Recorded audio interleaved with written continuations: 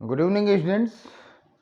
तो आज की क्लास में हम लोग मुगल चित्रकला के बारे में चर्चा करेंगे। और इसके पहले हम आपको बता दें, बार बार आपको बताया है, अलर्ट किया है कि बहुत जल्द ही हम लोग एक 100 घंटे के आसपास का एक प्रोग्राम बना रहे हैं जो कि प्रीलिम्स ओरिएंटेड रहे। जाहिर सी बात है 100 आवर्स में हम सारे जीएस के सारे टॉपिक्स को तो नहीं कवर कर सकते, लेकिन जो कुछ महत्वपूर्ण सेक्शन है जहाँ से प्रश्न आ सकते हैं उस पर हम चर्चा करेंगे। और क्लासेस तो ऐसे ही रहेगा, लेकिन आप लोगों के पास ये अवसर रहेगा कि आप उसे देखें। प्रीमियर में लगा दूंगा, और अगर कहीं कोई आपका प्रश्न है तो उसी टॉपिक के दौरान आप अपने सवाल पूछें, टाइप करें, और जब आप वो सवाल पूछेंगे तो हम उसका जवाब वहीं देंगे। तो ऑलमोस्ट लाइव भी क्लास ये हो जाएगी एक तरह से, है ना। और वैसे भी जब आप कमेंट्स में अपने सवाल रखते हैं तो हम उस प्रश्न को या तो अगले वीडियो में टेकअप करते हैं या तो जवाब तो देते ही देते हैं, है ना। तो निश्चित रूप से तैयार रहिए। और ये प्रोग्राम जो है आप लोगों का जो एक नेगेटिव माहौल बना हुआ है इस समय, उसको ज़रूर थोड़ा सा एक एग्रेसिव करेगा। और हम उम्मीद करते हैं कि आप सभी लोग जो है इसका फ़ायदा उठाएंगे। और साथ ही साथ ये प्रोग्राम चूँकि निःशुल्क होगा, तो हमने एक फेसबुक वॉल पे भी लिखा हुआ है इस बात को, तो आप उसे अधिक से अधिक लोगों को जोड़ने का भी प्रयास करेंगे, है ना। तो आ जाइए हम लोग से आज के क्लास की शुरुआत करते हैं, आज के टॉपिक की शुरुआत करते हैं, मुगल कालीन चित्रकला। देखिए, चित्रकला के जब आप पढ़ें तो किन किन बिंदुओं पर ध्यान देना चाहिए। देखिए, एक पहलू तो इसका सीधे अवधारणात्मक पहलू है, कॉन्सेप्चुअल पहलू है। मेंस में यहाँ से सवाल आपसे पूछे जाएंगे, अवधारणात्मक पहलू है। अवधारणात्मक पहलू में क्या क्या चीजें हैं, जैसे अगर आपसे पूछ दिया गया जैसे अकबर से लेकर के या बाबर से लेकर के औरंगजेब के समय तक जो प्रवृत्तिगत परिवर्तन है, या आप ये कह सकते हैं कि इस चित्रकला की जो विशेषताएं हैं उनको हम देखेंगे, है ना। प्रमुख जो प्रवृत्तियां हैं उन पे चर्चा करेंगे, विषयगत स्तर पे, विषय और तकनीक स्तर पर। विशेषता और प्रवृत्ति आपने देख लिया तो दोनों का जो अल्टीमेट रिजल्ट होगा वो आप चित्रकला के स्वरूप को समझ सकते हैं। अवधारणात्मक पहलू कहने का मतलब ये है। और तीसरी चीज इसी पे हम देखेंगे कि यूरोपीय इम्पैक्ट या यूरोपीय प्रभाव क्या रहा है, चित्रकला पर यूरोपीय प्रभाव क्या रहा है ना। और वास्तव में यूरोपीय प्रभाव को हमने अलग से दिख दिया, लेकिन जब आप मुगल कालीन चित्रकला को देखेंगे तो शुरुआती जो इम्पैक्ट है आपको वो दिखाई देगा किस पे, शुरुआती स्तर पे ही फारसी प्रभाव दिखेगा। तो फारसी प्रभाव क्या था, पर्शियन इम्पैक्ट क्या था, उस पर भारतीयता का पुट कैसे आया, है ना। अलग अलग शासकों के समय उसका विकास कैसे हुआ, ये सारी चीज़ें आप कॉन्सेप्चुअल पहलू में देखेंगे। साथ ही साथ इसमें एक फैक्चुअल पहलू भी जुड़ा हुआ है, तथ्यात्मक पहलू। और जाहिर सी बात है, तथ्यात्मक पहलू से आपसे प्रीलिम्स के भी सवाल खूब पूछे जाते हैं। यानी कुल मिलाकर के अगर हम चर्चा करना चाहें तो प्रमुख चित्रकार जो हुए हैं विभिन्न समय समय में, उनके जो प्रमुख चित्र हैं जो कि चर्चा का विषय रहे हैं, प्रमुख चित्र, इन चित्रों पे आपसे सवाल पूछा जा सकता है। और यूपीएससी में या यूपीपीएससी में तथ्य भी पूछे गए हैं, और इन अवधारणाओं से मिला करके भी सवाल आपसे पूछे गए हैं। तो निश्चित रूप से यह एक प्रीलिम्स के लिए भी कल्चर के पॉइंट ऑफ व्यू से एक महत्वपूर्ण पहलू ये भी है। फिलहाल आइए हम लोग बात करते हैं, चर्चा को आगे बढ़ाएं। वास्तव में जब आप इस्लाम को देखते हैं तो इस्लाम में चित्रकला वर्जित है। उनका ये मानना है कि वाह कि ये जो अल्लाह बनाता है सारे सांसारिक जीवों को, पशुओं को, पक्षियों को, और उसमें कोई अन्य व्यक्ति उसे चित्रकारी नहीं कर सकता है। तो इसलिए कट्टर इस्लाम जब आप देखेंगे तो वो चित्रकारिता को अलाउ नहीं करता। इसीलिए जब आप सल्तनत कालीन आप चित्रकारी शुरुआती दौर में जब आप देखते हैं, तो कुरान की आयतें सजाने के भाई देखिए, सजावट तो अच्छी चीज़ सबको अच्छी लगेगी। तो उसके लिए वो क्या करते थे, कुरान की आयतों का, फूल पत्तियों का प्रयोग करते थे। लेकिन धीरे-धीरे ये दृष्टिकोण बदला, है ना? और मुगल काल में चित्रकारी का एक रूप आपको दिखाई दिया, या एक विकसित रूप आपको दिखाई देगा। तो आइए हम लोग देखते हैं। आप जानते हैं कि बाबर जो है क्या कहते हैं कि अ, मुगल साम्राज्य का संस्थापक था। लेकिन जब आप चित्रकला की दृष्टि से अगर आप देखेंगे, तो बाबर कोई विशेष योगदान नहीं कर सका। हम शासक वाइज बात करेंगे, दोनों चीज़ों को एक साथ लेंगे। समकालीन अवधारणाओं की भी चर्चा करते रहेंगे और शासक वाइज भी चर्चा करेंगे। तो वास्तव में बाबर के समय पे आप ये कह सकते हैं कि चित्रकला का कोई विकास नहीं हुआ। मुगल कालीन चित्रकला की स्थापना में कोई ठोस इम्पैक्ट नहीं दिख सका बाबर के समय में। यानी आप ये कह सकते हैं कि सर, बाबर की जो मुगल कालीन चित्रकला की स्थापना का जो श्रेय है, वो हमें हुमायूं को देना चाहिए, है ना? लेकिन बाबर जब बाबरनामा में चर्चा करता है, बाबरनामा में उसने चित्रकला की प्रशंसा की है, खास करके चित्रकला की चर्चा की है। यानी आप कह सकते हैं कि जो उसका अस्त व्यस्त जीवन रहा है,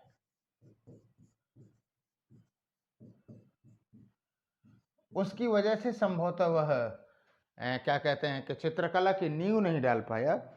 लेकिन उसने जो है क्या कहते हैं, विहजात की चर्चा की है, विहजात के चित्रों की बहुत चर्चा की है, विहजात के चित्रों की चर्चा की है। और ये जानते रहिए कि इसे पूर्व का राफल कहा गया, पूर्व का राफल। किसको? विहजात को। तो यद्यपि मुगल चित्रकला का कोई स्थापना नहीं हो पाई, मुगल चित्रकला की स्थापना नहीं हो पाई, लेकिन बाबरनामा चित्रकला से कम परिचित तो था ही। अब आइए हम देखते हैं कि हुमायूं के समय की क्या स्थिति रही। जब हुमायूं का समय आया, तो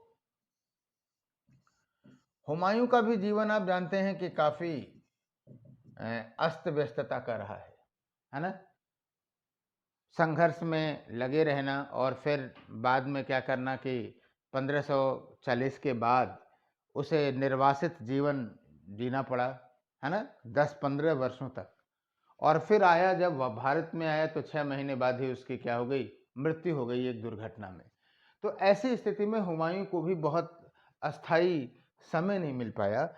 लेकिन इस समय अगर आप बात करें, तो जब उसका प्रवास का काल था, यानी जब वह निर्वासित जीवन जी रहा था, निर्वासित जीवन के दौरान, यानी रचनात्मकता वहां आपको दिखाई देगी। निर्वासित जीवन के दौरान दो चित्रकार उसको मिले, फारस में दो चित्रकार मिलेंगे। और देखो, यहीं से एक कॉन्सेप्ट डेवलप होगा। पहले हम लिख लें इन दोनों के नाम, अब्दुस समद और अब्दुस समद और मीर हसन अली, सैयद मीर हसन अली, ये दो नाम मिलते हैं। और सच पूछे तो अब्दुस समद, दोनों को ही हम लोग चित्रकला या मुगल चित्रकला की स्थापना का श्रेय देते हैं। किसको? अब्दुस समद को और मीर हसन अली को देते हैं। और अब्दुस समद की जो उपाधि थी, वो शीरी कलम की उपाधि थी। याद रखना, ये सवाल कभी कंफ्यूज ना करिएगा, क्योंकि अब्दुस समद जो है अकबर के समय का भी चित्रकार होगा, अकबर के भी समय में था और हुमायूं के भी समय में था। तो ऐसी स्थिति में अगर ये प्रश्न पूछ दिया जाए कि किसने जो है क्या कहते हैं कि अब्दुस समद को सीरी कलम की उपाधि धारण की उपाधि दी, तो आप एक बार थोड़ा सा मिस कर सकते हैं। तो निश्चित रूप से मिस करने की ज़रूरत नहीं है। ये उपाधि जो दिया था, वो किसने दिया था? हुमायूं ने ही दिया था। और मीर हसन की जो उपाधि थी, वो थी नादिर उज़्ज़मा की, नादिर उज़्ज़मा की। उज़्ज़मा। और वास्तव में इन दोनों लोगों ने एक संग्रह है, आपको बताएं कि तैमूर घराने के राजकुमार जो इन्होंने चित्रकारी किया उसका नाम है तैमूर घराने के राजकुमार, खानदाने तैमूरिया, तैमूर खानदान के राजकुमार। अब एक बात यहां से समझने की जरूरत है। निश्चित रूप से जो हुमायूं का जीवन था वो भी अस्त व्यस्तता का जीवन था, तो वह भी चित्रकला को कोई बहुत ज़्यादा प्रेशर नहीं दे सका और ना ही इतना टाइम था कि वो क्या कह सकते हैं कि कोई चित्रकला का एक निश्चित कोई रूपरेखा या कार्यक्रम बना सके। ऐसी स्थिति में जाहिर सी बात है अकबर के समय में वो चित्रकला का स्वरूप डेवलप होगा, लेकिन चूंकि ये दोनों फारसी थे इसलिए स्वाभाविक रूप से चित्रकला पे जो बिगनिंग इम्पैक्ट दिखाई देगा, जो हमने बोला था कॉन्सेप्चुअल लेवल पे अगर आप देखें तो मुगल कालीन चित्रकला पे प्रारंभिक जो प्रभाव दिखाई देगा आपको कौन सा दिखाई देगा? फारसी प्रभाव दिखाई देगा, है ना। हालांकि धीरे धीरे इसमें भारतीय प्रभाव भी दिखाई देगा, क्योंकि जो चित्रकार थे वो मुख्यतः क्या थे? हिंदू थे और भारत के ही थे। तो भले ही बिगिनिंग लेवल पे पर्शियन इम्पैक्ट दिखाई देगा, लेकिन भारतीयता का भी पुट धीरे धीरे बढ़ता चला जाएगा। अब आइए हम लोग बात करें अकबर के समय में। और वास्तव में अकबर जो था वो अत्यधिक प्रतिभाशाली व्यक्ति था और अकबर ने सारे जो कलात्मक जो चीज़ें हैं, चाहे स्थापत्य हो, चाहे संगीत हो, चाहे चित्रकला हो, चाहे साहित्य हो, सभी को प्रश्रय दिया। इसलिए स्वाभाविक रूप से चित्रकला का भी विकास हुआ अकबर के समय में। और अकबर के समय में जो चित्रकला का विकास हुआ उसके पीछे उसका एक दृष्टिकोण जो था वो बहुत महत्वपूर्ण है। आइए हम देखते हैं, और ये बात जरूर अवधारणा के स्तर पे हमको लिखना चाहिए। वास्तव में अब तक जो भी इस्लामी चित्रकला का विकास हुआ था वो कहीं न कहीं दबे जमान से एक बात ये था कि यह इस्लाम के कट्टर विरोध में है या इस्लाम के विरोध में है, कट्टर इस्लाम इसको नहीं मानता है। लेकिन अकबर ने एक दृष्टिकोण को बदला। आईने अकबरी में वो कहता है कि चित्रकारों को, अब सोचिए कि कैसे होगा, चित्रकारों को अल्लाह को समझने के लिए, अल्लाह को समझने के लिए एक विशिष्ट दृष्टिकोण प्राप्त होता है, एक विशिष्ट दृष्टिकोण प्राप्त होता है, विशिष्ट नजरिया या विशिष्ट दृष्टि प्राप्त होती है। इसका संदेश ये है कि वास्तव में चित्रकला गैर इस्लामी नहीं है, बल्कि अगर ईश्वर को समझना है तो उसके लिए एक स्पेशल विजन है और उस विजन का समर्थन करना चाहिए। और जब आईने अकबरी को पढ़ेंगे तो स्पेशली प्रोविजन था कि जो चित्रशाला थी उसमें जो अच्छे चित्रकारों को ले आया जाए और उनके लिए जो संसाधन हैं, एक दरोगा स्पेशली इसके लिए जिम्मेदार किया जाता था कि वो चित्रकारों के चित्रकारी के लिए जिन जिन संसाधनों की आवश्यकता है उन संसाधनों को क्या किया जाए, उपलब्ध किया जाए। आपको बताऊं, एक पुस्तक है SP वर्मा की, आर्ट एंड क्या कहते हैं, material culture, art and material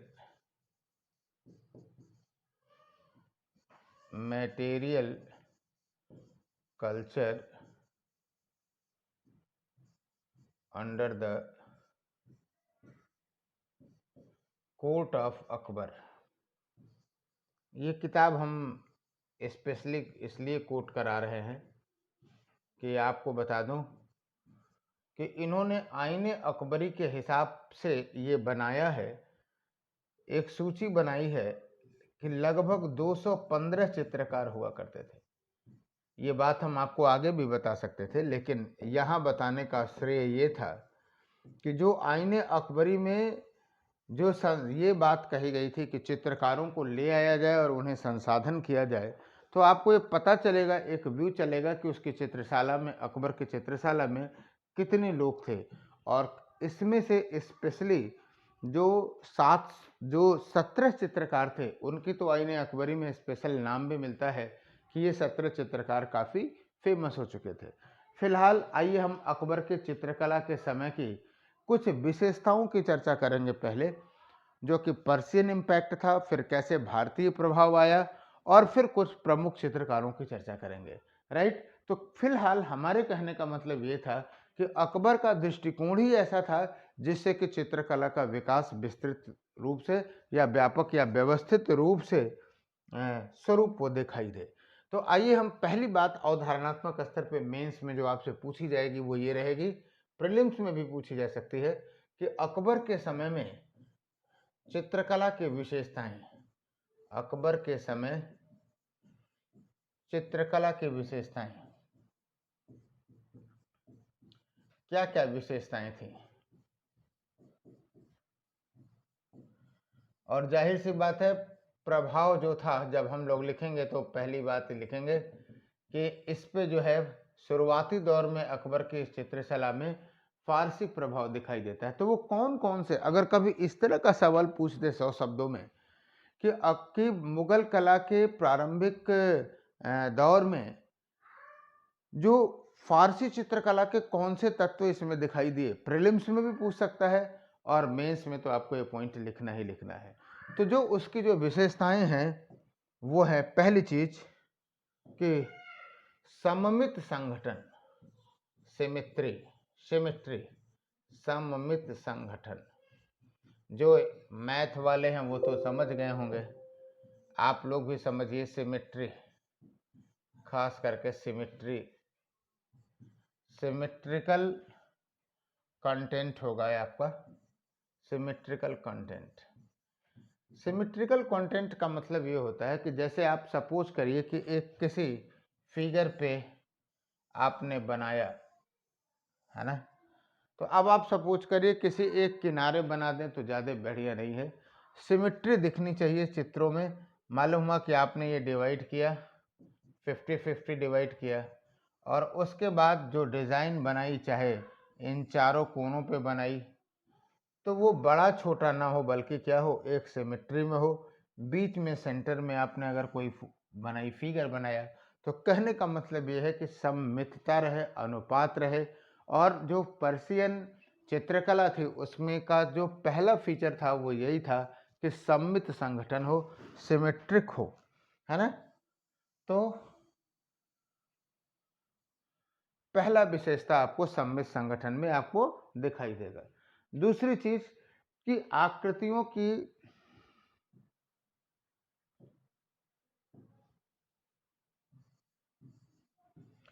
संबंधित आकृतियों की गतिशीलता। हालांकि आगे चल करके ये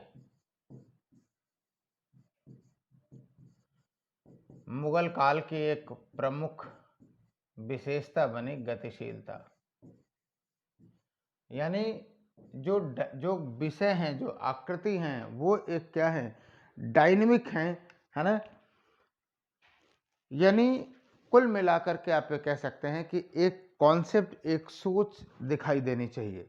तीसरी चीज कि चित्रित रेखाओं की उत्कृष्टता,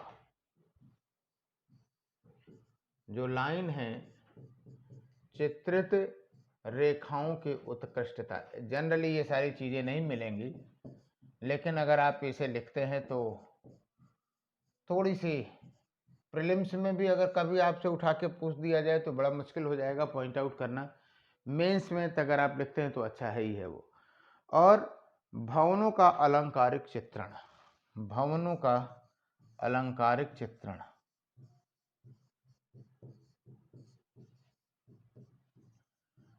अलंकारिक चित्रण, ये जो चारों विशेषताएं आपको दिख रही हैं, ये आपको पर्शियन चित्रकला में थी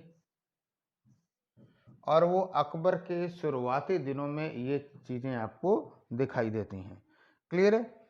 इसके अतिरिक्त अगर आप देखें, जो आगे चल कर के जो भारतीय लक्ष्य दिखाई दिए, ये जो इम्पैक्ट है, आप कह सकते हैं कि सर ये पर्शियन इफेक्ट है या फारसी प्रभाव है, और खास करके शुरुआती दिनों में अकबर के चित्रकला में ये दिखाई देगा। लेकिन आगे चल कर के जो कि भारतीय या मुगल चित्रकला का वो बना, क्या कहते हैं, पहचान बना, तो जो खाटी मुगलिया विशेषताएं रहीं उनको भी यहाँ लिखने की ज़रूरत है कि जो आगे चल कर के मुगल चित्रकला के अवशिष्ट हुए।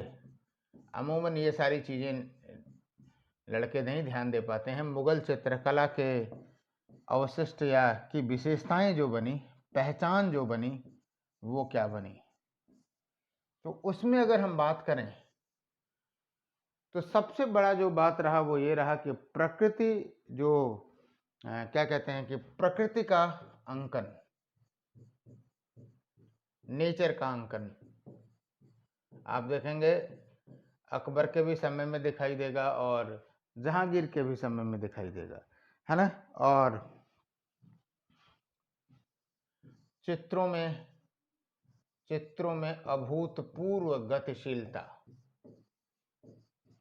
अभूतपूर्व गतिशीलता, अभूतपूर्व गतिशीलता हम लोग इसलिए लिख दिए कि जो गतिशीलता है, जो डायनेमिक फीचर है, वो आपको फारसी में भी दिखाई देगा। लेकिन जब मुगल काल में इस पे काम करना शुरू हुआ तो निश्चित रूप से वो अभूतपूर्व गतिशीलता दिखाई देती है, यानी इसके पहले ऐसी गतिशीलता वहां नहीं दिखाई देती है। तीसरी चीज, फूल पत्तियों का प्रयोग, यानी जो वनस्पतियां हैं, फूल पत्तियों का प्रयोग, ये अकबर के समय में आपको दिखाई देगा। और इसके अतिरिक्त ये जो तकनीकी विशेषताएं हमने ये बताया, याद रखिएगा, ये अकबर के समय के चित्रकला की तकनीकी विशेषताएं हैं ये, है ना। आगे चल कर के इन्हीं तकनीकों के आधार पर आप देखेंगे कि बहुत सारे ग्रंथ हैं जिन ग्रंथों का चित्रांकन किया गया अकबर के समय में, और वो कई बार आपसे उठा करके पूछा जा सकता है ना। और जो चित्र रहे हैं, स्पेशली आपको बताते हैं, कुछ चित्रों की चर्चा करते हैं, है ना। जो चित्रशाला में अकबर के समय के जो प्रमुख चित्र बने और चित्रकार, उनकी भी हम चर्चा करेंगे। एकदम फैक्चुअल पार्ट है कि अकबर के समय के जो प्रमुख चित्र हैं, अकबर के समय चित्र, जो प्रमुख चित्र है, और एक प्रवृत्ति रही, आप देखेंगे कि जो उपयुक्त तकनीकी पक्ष हमने आपको बताया, उन तकनीकी पक्षों के आधार पर अगर आप देखें तो कई ग्रंथों का चित्रांकन किया गया, जैसे महाभारत है, पंचतंत्र है, खानदान तैमूरिया है ना। तो जो कारनामे हैं उनको एक चित्र के रूप में बनाना, जैसे मालूम हुआ कि आप पंचतंत्र की बहुत सारी कथाएं हैं और उन कथाओं को चित्रांकन, चित्र के माध्यम से, है ना। और जो गतिशीलता वर्ड है वो इसी में समझिएगा कि मालूम हुआ किसी चित्र का 1, 2, 3 भाग अगर आप बनाते हैं, जैसे मालूम हुआ कि वो जो नहीं है, क्या कहते हैं कि बेर खट्टे हैं, या फिर वो जो बिल्ली और बंदर वाला जो डिवीजन है, या कौआ प्यासा है, बहुत सारी कहानियाँ आपको पंचतंत्र में मिल जाएंगी। और उसका टुकड़ों में अंकन आप देखे होंगे, कराए जाते हैं चित्र के द्वारा। और वो जब आप 1, 2 और 3 देखेंगे तो आपको वही नंबरिंग नहीं बतानी पड़ेगी, आपको पता चल जाएगा कि ये फर्स्ट पार्ट है, ये सेकंड पार्ट है और ये थर्ड पार्ट है। तो उन पूरे चीज़ों का चित्रांकन कराया गया है। तो अकबर के समय के जो प्रमुख चित्र आपको बताऊं, जैसे आपको बताऊं खानदाने तैमूरिया, वहीं से चल रहा था, उसी का मैं विकास किया गया, है ना। खानदान तैमूरिया, खानदान ए तैमूरिया हुमायूं के समय में ही से था, लेकिन इसे आगे विकसित किया गया। इसमें अब्दुस समद और मीर हसन अली जो थे।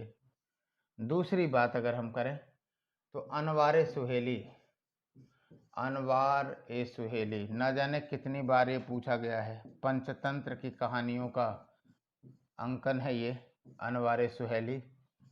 रजमनामा महाभारत का है रज्मनामा।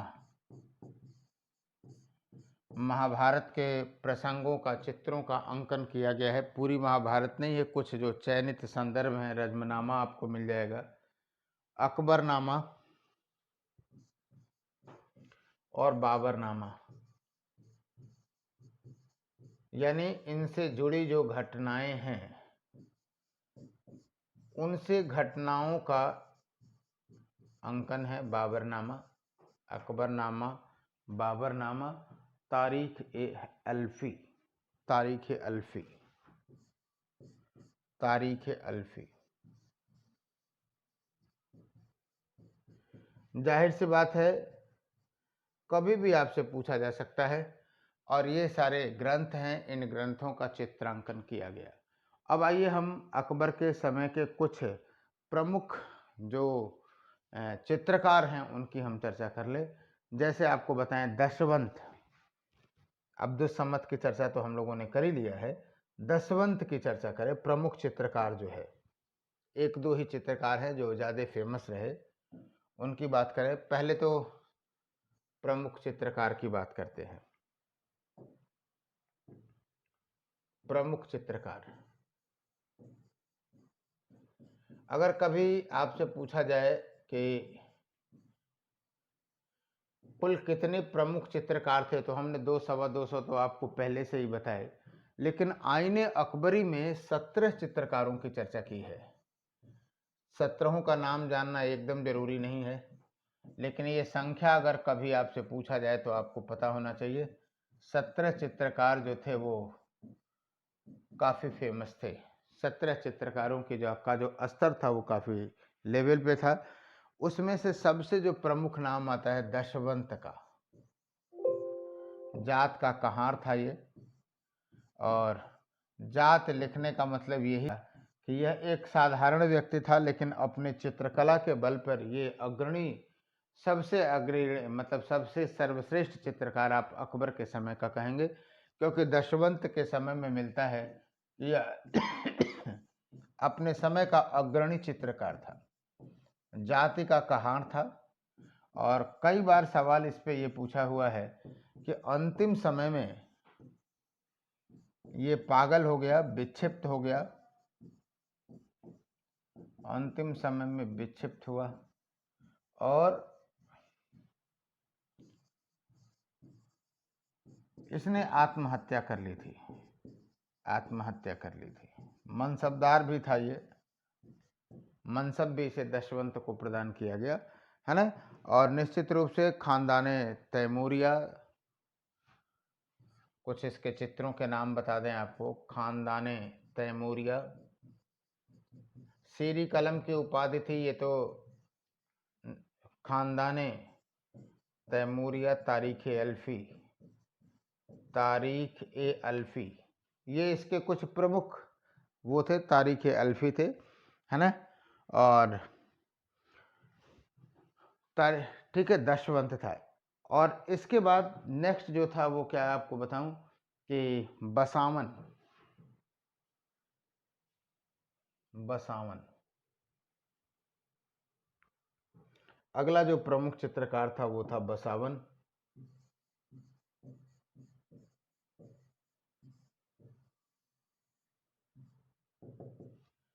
और बसावन की खासियत ये थी कि रेखांकन, छवि चित्रकारी, एक तरह से आप कह सकते हैं कि सर काफी कंपटीशन था। छवि चित्रकारी, रंगों के संयोजन, रंग संयोजन, इसमें ये काफी दक्ष था। रेखांकन में, छवि चित्रकारी में, रंग संयोजन में। और इसका सबसे क्या कहते हैं कि चर्चित जो चित्रकारी रही है वो रहा है मजनू का कृषकाय घोड़ा। एक चीज और भी लिख देते हैं, भूदृश्य का अंकन करने में दक्ष था ये। लेकिन जब भी बसावन के बारे में पूछा जाएगा तो मजनू का कृषकाय घोड़ा, मजनू का कृषकाय, दुबला पतला घोड़े का अंकन है मजनू के कृषकाय घोड़े के बारे में, है ना। यानी इस प्रकार आपने देखा कि अकबर के समय में सच पूछिए तो जो चित्रशाला है या जो रंगशाला है, उसका सही मामलों में जो है विकास हुआ। क्लियर है? अब आइए हम लोग बात करते हैं जहांगीर के समय में। और जहांगीर के समय की जो चित्रकला है, आपसे डायरेक्टली अकेले पूछी जा सकती है जहांगीर के समय की चित्रकला, क्योंकि आप जानते हैं कि जहांगीर के समय चित्रकला जो है वो मुगल काल में चरमोत्कर्ष पे पहुंची। जहांगीर के समय की चित्रकला, यानी अगर हम ये कहें कि मुगल काल की चित्रकला का ये स्वर्ण युग था तो गलत नहीं होगा, स्वर्ण काल था ये। और सबसे बात ये थी, आप जानते हैं कि चित्रकला की दृष्टि में भले ही ये महत्वपूर्ण रहा हो, राजनीतिक इतिहास आपने पढ़ा, मुगल दरबार का ये सबसे उद्दंड राजकुमारों में से एक था और ये हमेशा विद्रोह करता रहा। कारण ये था कि अकबर का समय एक ऑलरेडी बहुत लंबा समय था और इसको लगता था कि इसको बादशाह बन जाना चाहिए, मौका नहीं मिल पा रहा है, तो बार बार विद्रोह कर दिया करता था। फिलहाल जब ये युवराज था तब भी इलाहाबाद में ये क्या किया था कि इसने स्वतंत्र चित्रकारी की एक अपनी अलग से चित्रशाला इसने बनवाई थी। और निश्चित रूप से आप ये कह सकते हैं कि जो इसकी व्यक्तिगत रुचि थी, आप ये कह सकते हैं कि युवराज काल में ही, यानी अकबर के समय में ही स्वतंत्र रूप से चित्र कला की में रुचि थी इसकी। आपको कुछ व्यक्तिगत बातें बताता हूँ, कुछ संदर्भ बताऊंगा, प्रसंग बताऊंगा तो आपको याद आएगा। लेकिन सबसे बड़ी बात यह है कि हमें ये देखें कि जहांगीर के समय में क्या विषयगत और तकनीकी परिवर्तन हुए, ये महत्वपूर्ण है। इसी को लोग नहीं समझ पाते हैं। तथ्य जरूर लिख देंगे, कहो दो चार तथ्य और भी ज़्यादा दे दें, लेकिन महत्वपूर्ण बात यह है कि जो स्वर्णकाल आपको दिखाई देता है चित्रकला में, इसमें विषयगत परिवर्तन क्या हुए, विषयगत या तकनीकी परिवर्तन क्या हुए, तो हम कुछ बातें आपको बताएंगे। विषयगत या तकनीकी परिवर्तन, सबसे पहला जो परिवर्तन ये हुआ वो कि जो अकबर के समय में जो पुस्तकों का चित्रांकन था उसकी जगह पर अब छवि चित्रों का चित्रांकन होने लगा। यानी आप ये कह सकते हैं कि पुस्तकों के चित्रांकन की जगह पर अब चित्रांकन की जगह पर अब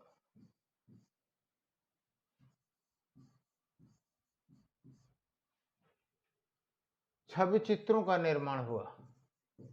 पोर्ट्रेट पेंटिंग जिसे आप कहते हैं, छवि चित्रों का निर्माण हुआ। पहला तकनीकी अंतर आपको ये दिखाई देगा। दूसरा अंतर कि अब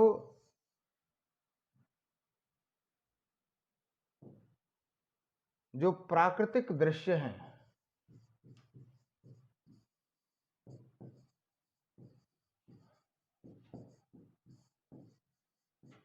प्रभावोत्पादक इफेक्टिव अंकन किया गया। यानी जो अकबर के समय की जो प्रवृत्ति थी वो थोड़ी सी आपको ज़्यादा दिखाई देगी। यहाँ पे चौड़े हाशियों का प्रयोग किया जाएगा।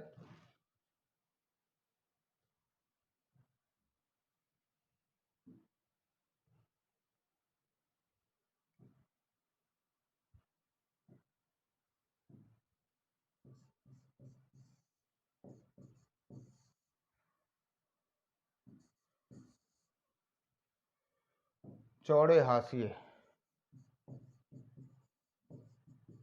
बॉर्डर जो है वो चौड़ा आपको दिखाई देगा, हाशिए का प्रयोग दिखाई देगा। और हाशिए में फूल पत्ती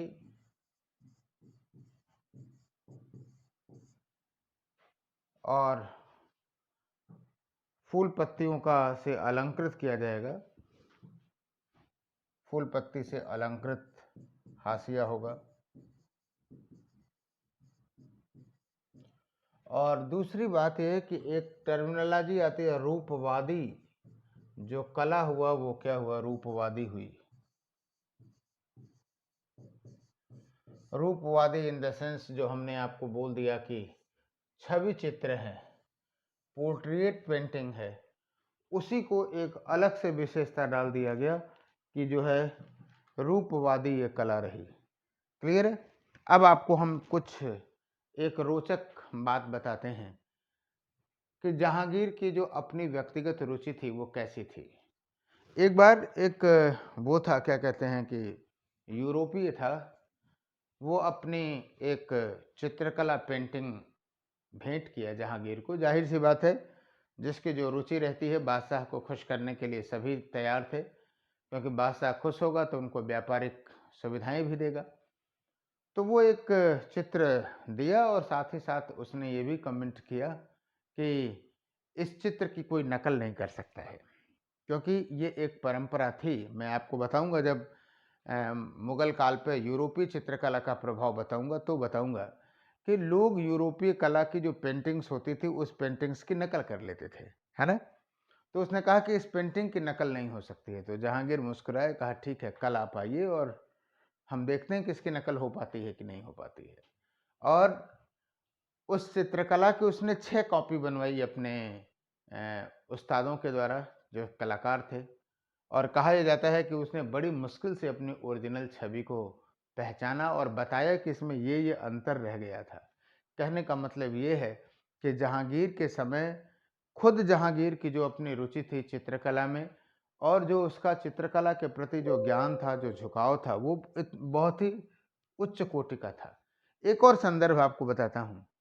एक जहांगीर ने खुद लिखा है अपनी पुस्तक में तुजुके जहांगीरी में, और उसने लिखा है कि अगर कोई चित्र ऐसा है जिसे एक से अधिक चित्रकारों ने बनाया है, तो मैं बड़े आराम से बता सकता हूं कि उसका कौन सा हिस्सा किस चित्रकार ने बनाया है। तो जाहिर सी बात है, यह पारखी नज़र जो थी वो क्या थी, जहांगीर की थी, है ना। इसके अतिरिक्त आपको बताऊं, जहांगीर के समय में ये जो आपने लिखा, इसके बाद कुछ चित्रकारों की हम बात कर लें, चर्चा कर दें, खास करके प्रीलिम्स के पॉइंट ऑफ व्यू से जब भी सवाल पूछेगा तो इससे बाहर नहीं रहेगा। जहांगीर के समय के जो चित्रकार हैं, जहांगीर के समय के चित्रकार, कुछ चित्रकारों की चर्चा हम कर देते हैं। जाहिर सी बात है, पहला जो नाम आता है वो आता है अबुल हसन का, अबुल हसन। और जहांगीर ने इसकी उपाधि दी नादिर उस जमा की, नादिर उस जमा की उपाधि। नादिर उस जमा की अबुल हसन की उपाधि थी। आपको बताऊं कि जहांगीर ने के सिंहासनारोहण का ये चित्र बनाया था, जो सबसे फेमस चित्र था ये जहांगीर के सिंहासनारोहण का। और वास्तव में इसे सबसे श्रेष्ठ मानता था जहांगीर। कोई ज़रूरी नहीं है कि श्रेष्ठ ही हो, लेकिन जहांगीर का मानना था कि सबसे सर्वश्रेष्ठ था ये चित्र उसका। और इसीलिए इसने जो है, जो अपनी पुस्तक है तुजुके जहांगीरी के मुख पृष्ठ पर लगाया था, तुजुके जहांगीरी के मुख पृष्ठ पर लगाया था। तो एक सवाल तो यही बन गया ना कि किसने जहांगीर के सिंहासनारोहण की जो है, क्या कहते हैं कि चित्र बनाया और उसे उसने तुजुके जहांगीरी के मुख पृष्ठ पर लगाया। तो क्या हो जाएगा, अबुल हसन। एक दूसरा नाम है बहुत ही फेमस और उतना ही दक्ष चित्रकार, मेरे नज़र में तो भाई सबसे अच्छा तो यही था, उस्ताद मंसूर।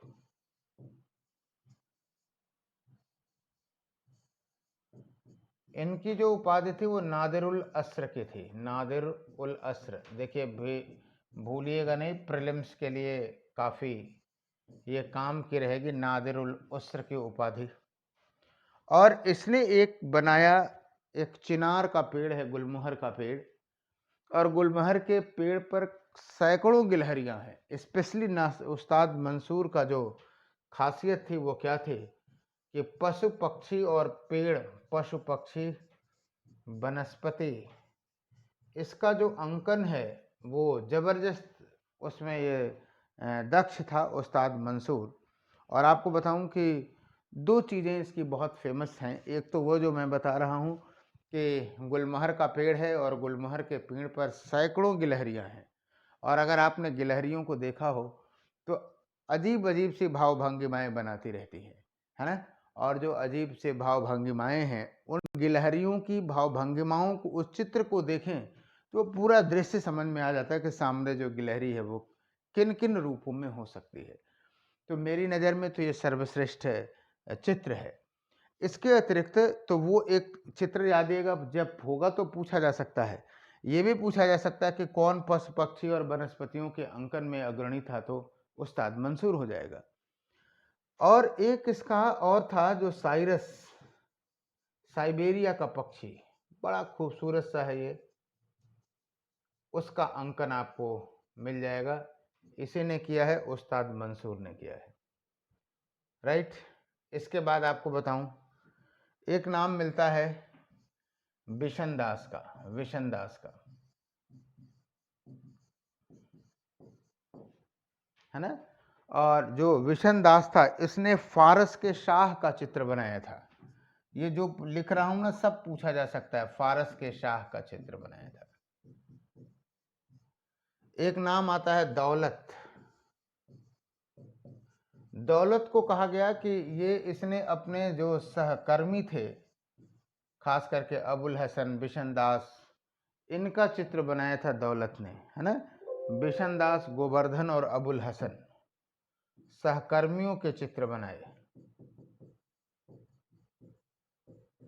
दौलत ने बनाया था। एक नाम मनोहर का भी मिलता है, छवि चित्रों के लिए काफी फेमस था। एक नाम मिलता है फारूक बेग, ये भी पूछा जा सकता है, बढ़िया सा सवाल है ये भी। फारूक बेग, और इसने क्या किया था कि बीजापुर के आदिल शाह का, यूसुफ आदिल शाह या बीजापुर के शासक का चित्र बनाया था। एक नाम मिलता है अका रिजा। अका रिजा जो था वो अबुल हसन का पिता था, और उसने भी चित्र बनाए, अच्छा चित्रकार था, लेकिन जब आप अबुल हसन की तुलना में देखेंगे तो उतना बड़ा चित्रकार ये नहीं दिखाई देगा, राइट। तो ये जहांगीर के समय रहा, और वास्तव में जहांगीर के समय चित्रकला, मुगल चित्रकला जो है अपने चरमोत्कर्ष पे रही, राइट। और अब हम लोग देखते हैं शाहजहां के समय में। तो ऐसा नहीं है कि शाहजहां के समय में चित्रकला का विकास नहीं हुआ, हुआ, लेकिन आप जानते हैं स्थापत्य कला जब हम लोग कल पढ़ेंगे तो देखा जाएगा शाहजहां के समय में चित्रकला, जब हम लोग इसकी चर्चा करेंगे तो बताएंगे कि शाहजहां की जो व्यक्तिगत रुचि थी वो किस में थी, स्थापत्य कला में थी, इसलिए उसने संसाधनों को और अपनी जो संपूर्ण प्रायोरिटी है वो उन्हीं पर दे दिया। लेकिन फिर भी आप ये कह सकते हैं कि परंपरा से चित्रकला चलती रही। और दो नाम मिलता है, मोहम्मद फ़कीर और मीर हासिम। मोहम्मद फ़कीर और मीर हासिम,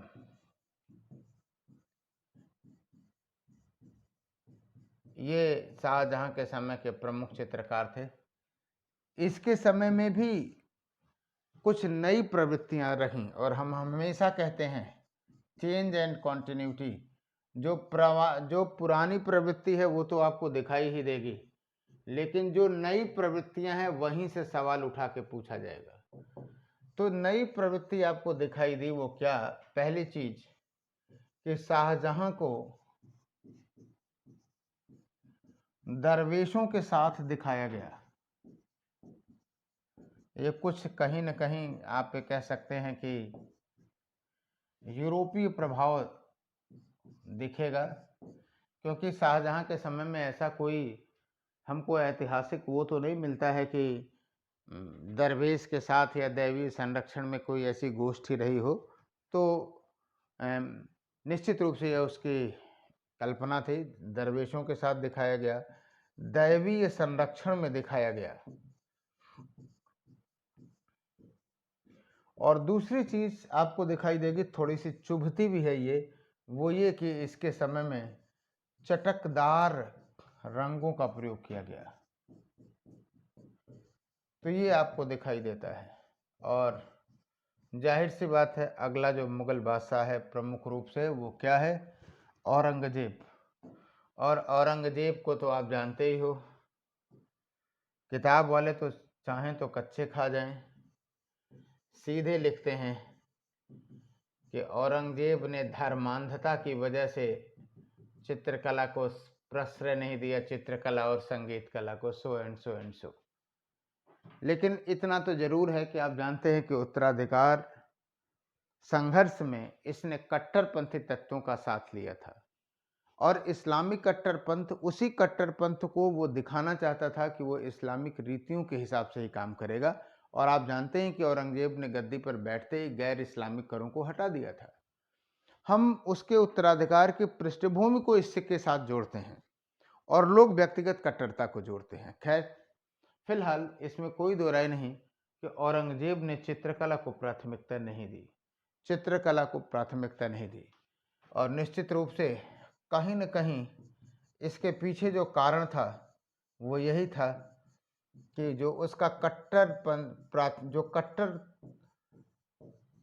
तत्वों को प्रश्रय नहीं देना चाहता था, वो कट्टरवादी तत्वों को प्रसन्न करना चाहता था। कारण जो था वो क्या था कि कट्टरवादी तत्वों को प्रसन्न करना।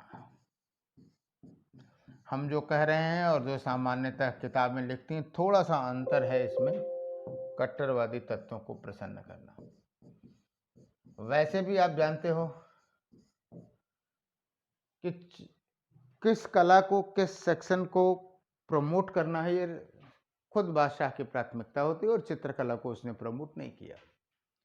फिर भी ऐसा नहीं है कि औरंगजेब के समय चित्रकला का विकास नहीं हुआ। वास्तव में औरंगजेब के समय में भी चित्रकला का विकास हुआ, खास करके अंतिम समय में उसको स्वीकार करते हुए दिखाया गया है। लेकिन हाँ, आप ये कह सकते हैं शिकार के लघु चित्र हैं, वो बहुत, क्या कहते हैं, बहुत रिनाउंड नहीं है, बहुत अच्छे नहीं हैं, लेकिन लघु चित्र जरूर दिखाई देते हैं। हाँ, ठीक इसी समय जब हम मुगलों को देखते हैं, क्या कहते हैं कि उनके मनसबदारों को देखते हैं, खास करके राजपूत मनसबदारों को, तो आप जानते हैं कि राजपूत मनसबदारों के यहाँ या औरंगजेब के समय में भी जो मनसबदारों के नेतृत्व में जो चित्रकला चलती रही, वास्तव में हमको राजस्थानी चित्रकला, पहाड़ी चित्रकला, कुमायूनी चित्रकला, गढ़वाली चित्रकला, दक्कनी चित्रकला, ये सब पढ़ना चाहिए, पढ़ेंगे भी, हम नहीं कह रहे नहीं पढ़ेंगे।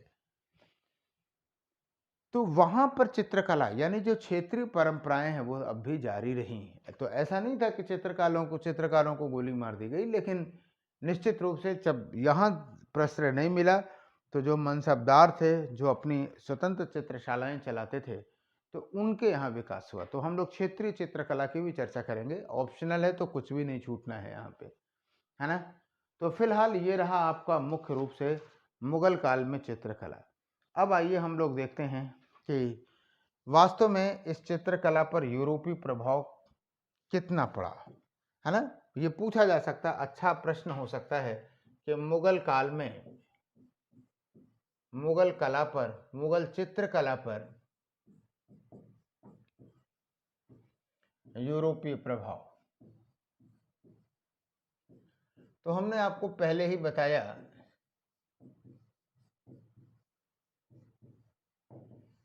कि बिगिनिंग स्तर पे जो मुगल चित्रकला थी, जो यूरोपीय चित्रकला थी, भारतीय लोग उसकी क्या करते थे, नकल किया करते थे, नकल किया करते थे। यानी जो भारतीय चित्रकार थे वो क्या करते थे, कॉपी करते थे, नकल करते थे। लेकिन आप जानते रहिए, नकल में भी अकल होनी चाहिए ना, नकल करते थे। जब आप नकल करेंगे, सिद्धांतों को नहीं समझेंगे और फिर अगर कॉपी करेंगे तो त्रुटि होने के चांस रहेगी। अच्छा, इस नज़रिए को मैं एक दूसरे ढंग से भी देखता हूँ। देखो, ये 16वीं 17वीं का जो शताब्दी का जो यूरोप है, वहाँ पर वैज्ञानिक क्रांति हो चुकी थी।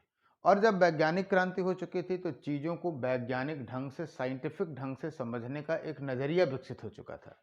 जबकि भारतीय समाज जो था वो क्या था, कन्वेंशनल था, पारंपरिक था। तो यूरोपीय चित्रकला में वैज्ञानिकता थी और वो वैज्ञानिक सिद्धांत अभी भारतीयों को प्राप्त नहीं थे, है ना। तो आप ये कह सकते हैं कि जो यूरोपीय वैज्ञानिकता थी, यूरोपीय चित्रकला पर वैज्ञानिक प्रभाव था। और जाहिर सी बात है, वैज्ञानिक प्रभाव किस में आएगा, अभी बताता हूं। प्रभाव था, उससे भारतीय प्रेरित हुए, उससे भारतीय प्रेरित हुए। जैसे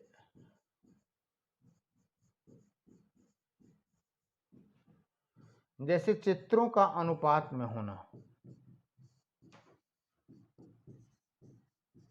वास्तविक रेशियो क्या होना चाहिए एक विस्तृत चित्र योजना का, वो सारी चीजें हो गई। क्लियर है। दूसरी चीज, 3D पेंटिंग, त्रिविमीय चित्र,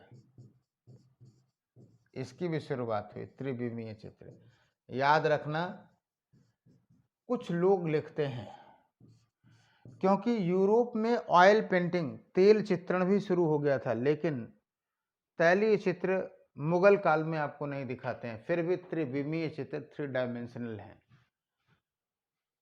इसके अतिरिक्त प्रकाश और छाया का प्रयोग, शैडो एंड लाइट, प्रकाश एवं छाया का प्रयोग,